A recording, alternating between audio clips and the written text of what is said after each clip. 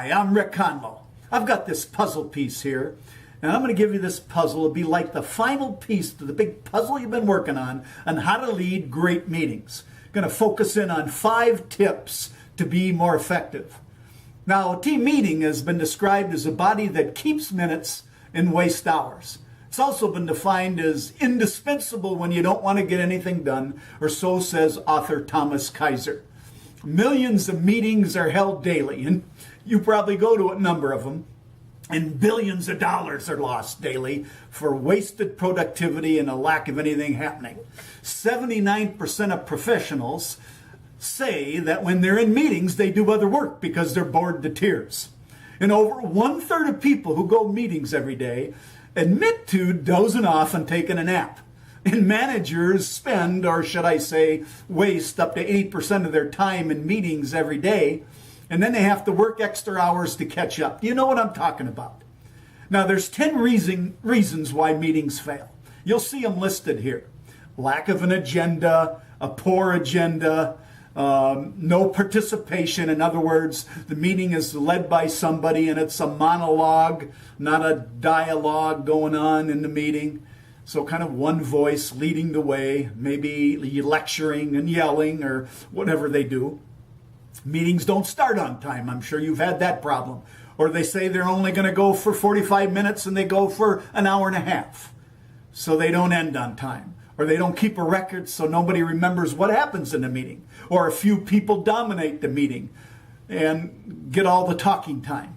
Or the facilitator lacks facilitation skills, or the manager does, or they don't have a facilitator to help keep the meeting pace on track and getting things done. Or conflict comes up and ruins whatever the agenda was because of people getting mad at each other. And then the final one here, number 10, is no summary or follow up on what happened in the session. So the next time you have to rehash a lot of happened at the prior one. Am I making any sense here? Has this happened to you? Are you been involved in a meeting like that today? Now, if you can run a great meeting and learn how to do them, you'll gain higher morale from your team. You'll receive valuable input from your team. You'll make more effective decisions because we've got engagement. You'll motivate your team to achieve higher performance. You came into the meeting, you had a set time, you got it done, you talked about something that had value, made a decision, boom, get back to work and do what you have to do, take care of customers, sell something, fix something. And then if you run a great meeting, you'll be noticed by others because of how well you're able to do meeting management. So pay attention. Focus in. Look for the puzzle piece that I talked to you about earlier. Now, here's some basic meeting management tips that are standard. Then I'll give you 5 more. First, you got to be prepared.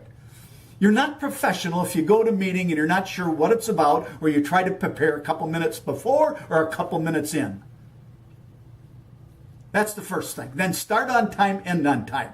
I've done thousands of meetings worldwide, and I start on time, end on time. Even if the top leader isn't there, I start on time, end on time. If we don't have everything done, we end on time. We try to manage the meeting so we make that happen. Then you got to take notes or have someone else take notes. Send communication out before, brief, where the meeting is, what it's about, what the time frame is, who's attending. And then follow-up communication, here's what we talked about, and here are the decisions that were made. So either you do that, or if you have other staff, they can do that. And then you got to have some level of engagement as described here. And then you got to follow up, follow through. It may require another meeting, maybe follow-up discussions. It may be more information that you have to get, that kind of thing. So those are the basic things that have to happen. So you can't get a great meeting unless you're doing that. Now, the meeting becomes greater with what I'm going to share here in a minute. Let me just give you a couple of quick examples. I went to Montreal for a client.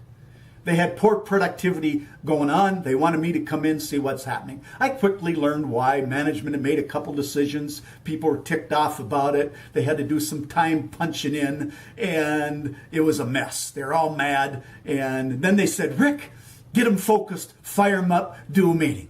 I had a 30-minute meeting. I started on time. And immediately I got everybody engaged, did a little warm-up exercise, did an activity to get them involved. paid out a few dollars, got their attention, did a role play, clapped some hands, did some recognition, shared some key information, gave them a goal. They went out and sold 4 times more that day than they had done in any previous day of the year. And then in that month, as I worked with them, they outsold their best that they'd done all year and continued to improve. Then I started working with the management to be able to do that. That's putting a meeting together with power in a situation that was negative. And I've done that time and time again. There was another one. I was working with an organization that owned all kinds of locations, and they had mechanics. And they said, you got to do a meeting with mechanics, get their improvement to increase quality. Well, I was told by the manager that they were a bunch of rockheads. You can't work with those guys. So I went out and met all of them a few weeks before the meeting, did it a number of times. I noticed their meeting room, it was a dump, so I cleaned it up. So when the time for the first kickoff meeting came, it was 10:30 at night. The manager came in. I had cookies in there. The room was decorated. There were handouts. I greeted everybody. The guy sat down. The manager came in right on time. I was there well in advance to get everything organized. And he said, pay attention to Rick. He's running the meeting. Then he went home and I did the meeting. Well, we had a fun, engaging meeting. Why? Because I had met them. I had talked to them. I got their input prior to meeting. I cleaned their meeting room. I gave them some snacks. Got them involved in the meeting, did something relevant, then I came back time and time again. It was part of an effort to eventually win the J.D. Power Award. So people can do incredible things if you as a leader do incredible things. So I say lead your meeting with power. And power is an acronym that helps you run a great meeting. P means make it positive. A meeting is a place, beginning, middle, and end to make this meeting useful, helpful, upbeat. You want your people positively charged up when they leave that meeting. And then focus on some of your key goals. Outcomes, sales, expense, successes, challenges, customer issues, those kinds of things. Talk about the work of the day. And ahead of time, get some input from other people about some of the issues. And you can't deal all of them in every meeting. You know, most meetings, I believe, can be done in 30 minutes or less. Sometimes you got to do a training meeting that takes longer, of course. But focus on the work. So we got P for positive, O for outcomes, W for work, E for energy. If you're not into it, they won't be into it. Get them involved with discussion groups, role plays, project presentations, questions and answers. You know, how many times you've been to a meeting where the leader says, anybody got any questions? After they've talked for 45 minutes. And everybody goes, no. And there's no engagement whatsoever. People walk out of there bored to tears, forgot everything that happened. And then add a little excitement, rah-rah, energy, contest, new ideas, brainstorming. And then give some recognition to your team. If they're worth having on the team, they probably did something right. So pat them on the back, praise them, give them an award, give them a challenge, a contest, a goal to run for, and a payoff if they hit it. This is what I'm talking about. Positive outcomes, work, energy, recognition. You got a meeting with power, of course, keeping in mind those basic management tips that I talked to you about earlier. Does this make sense here? And I tell you, you can do this in video conferencing as well. I just did a meeting with a client. They had 4 cities involved. I was in one of them. They all video conferenced in. It was an hour presentation on my part. I had them all involved at all locations through the video conferencing using power. It works. I've done it time and time again. Now, as a manager, you know, it takes time to learn some of these things, you know, because you got to go, oh, gee, I don't feel like doing that. I'm not comfortable trying that energy thing or a role play. And I don't know if I can get them to talk. Well, you learn to apply the techniques that I just described. Here's a picture of Colonel Sanders.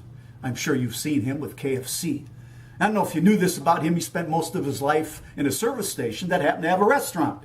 And that's where he did his chicken, his fried chicken. And he retired at 65 and didn't have much money. Social security check of $105. Not much to live on. A little bit saved, but not much. So he went around trying to sell it to people, restaurants. And he was turned down over 1,000 times, living out of his car. Wow. But eventually had a few that bought it. And that led to him opening a restaurant. And by the time he was 80, he was a billionaire. Because he didn't quit. He kept at it. So that's what you have to do. That's how you transform from manager to leader. I have this vision that soars on golden wings. I visualize your achievements and your legacy that sings. I do not know all about your awesome efforts to raise the bar. I only know you can be the best, a superstar. Thanks for coming.